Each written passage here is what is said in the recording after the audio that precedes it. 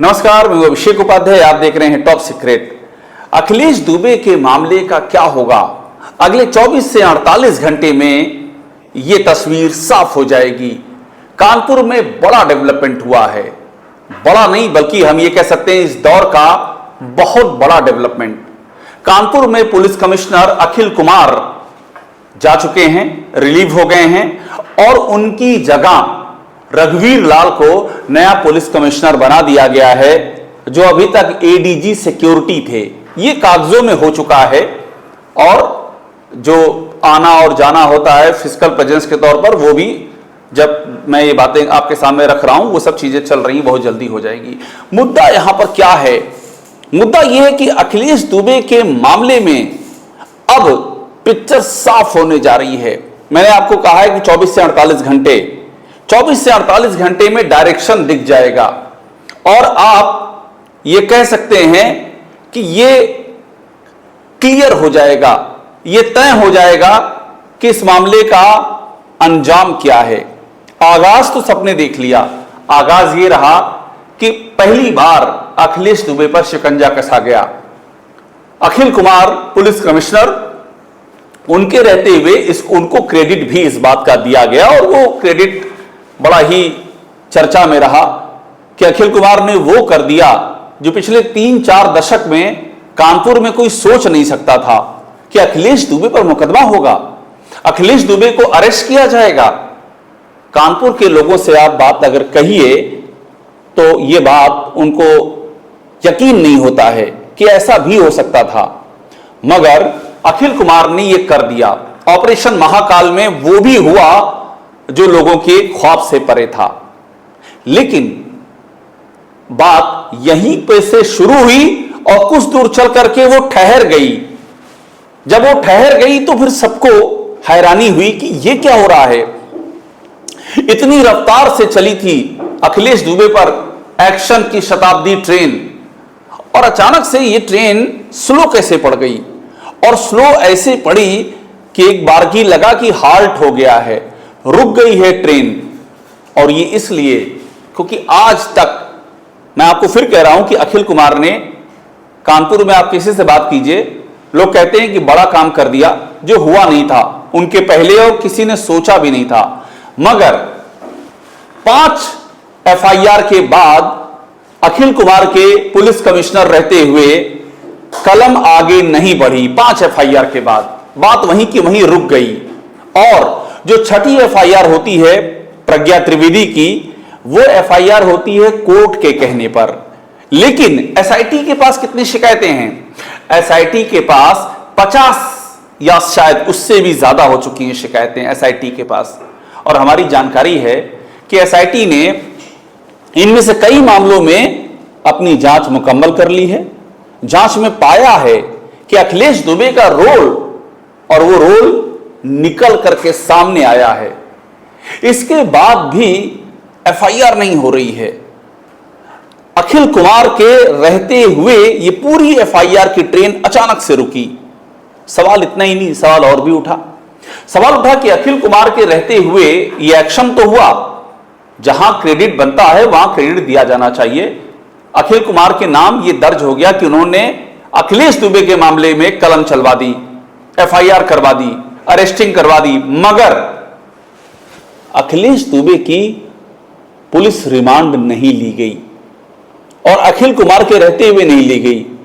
सवाल उठा कि क्यों नहीं ली जा रही है, जब मामले का डायमेंशन इतना बड़ा है कि फर्जी रेप के मुकदमे, फर्जी पॉस्को के केस, जमीनों पर कब्जा, कई 100 करोड़ की जमीनों पर कब्जा, लड़कियों को प्लांट करके पूरा सिंडिकेट चलाना, अगले पर मुकदमे दर्ज करवाना, पुलिस के साथ मिली भगत और उस मिली भगत में फाइनल रिपोर्ट लगा देना।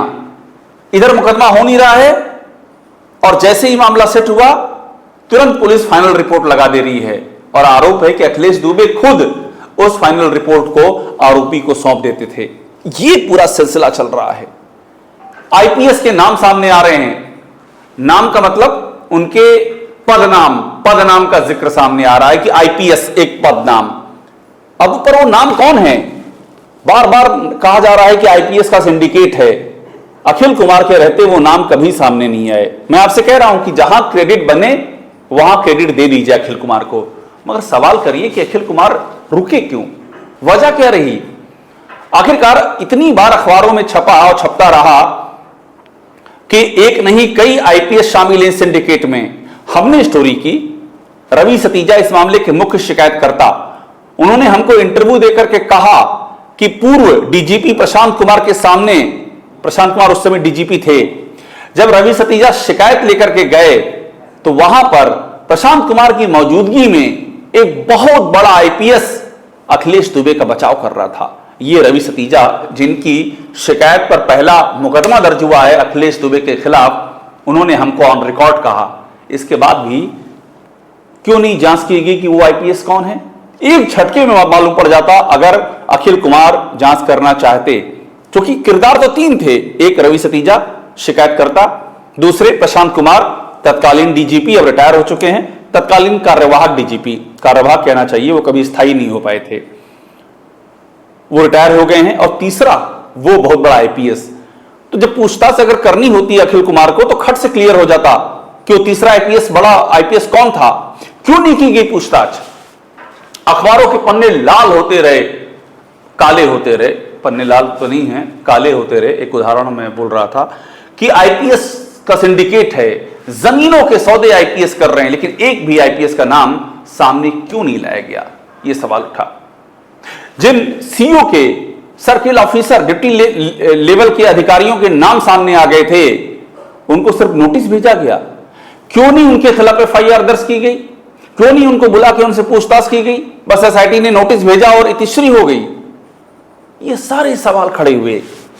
और आप सोचिए कि विपक्ष के जो सबसे बड़े नेता हैं अखिलेश यादव, मैं यूपी पर्सपेक्टिव की बात कर रहा हूं, उन्होंने एक नहीं बल्कि कई प्रेस कॉन्फ्रेंस करके संगीन आरोप लगाए।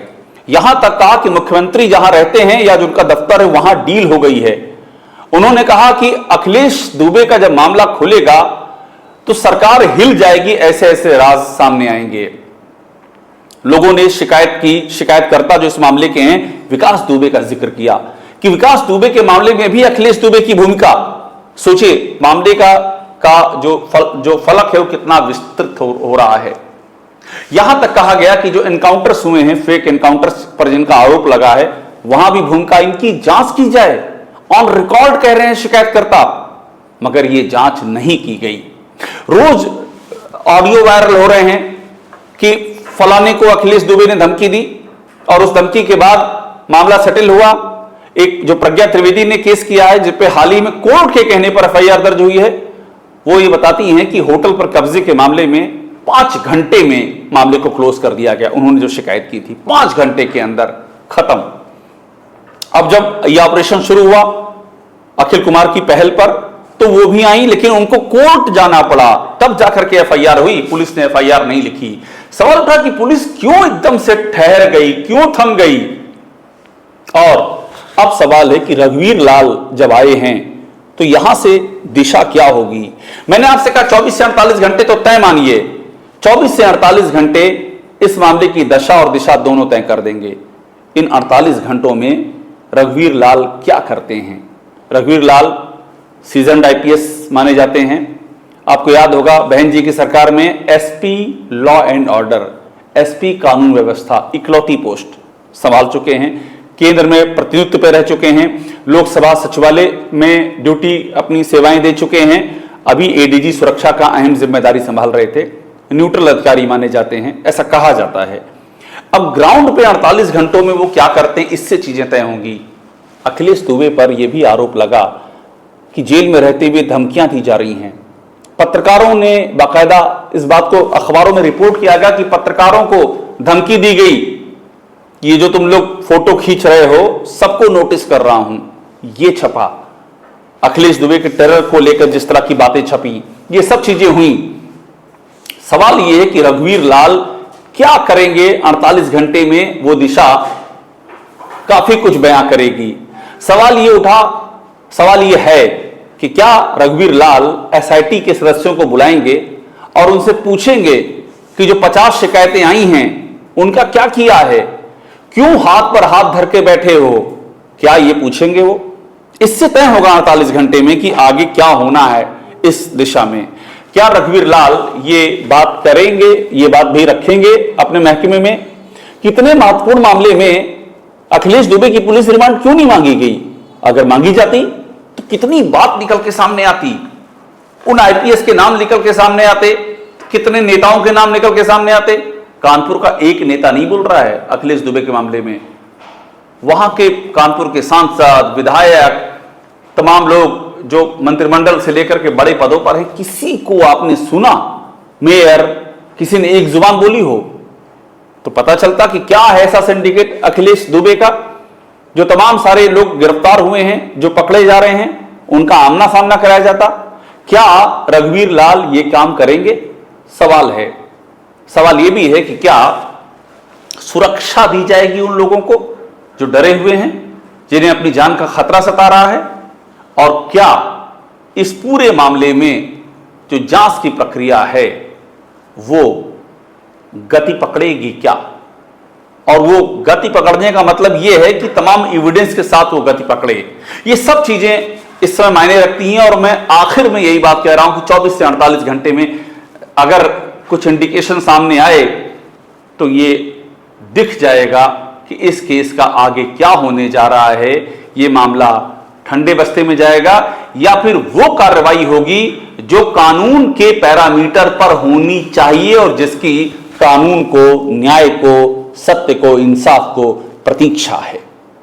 टॉप सीक्रेट देखते रहिए, लाइक कीजिए, सब्सक्राइब जरूर कीजिएगा।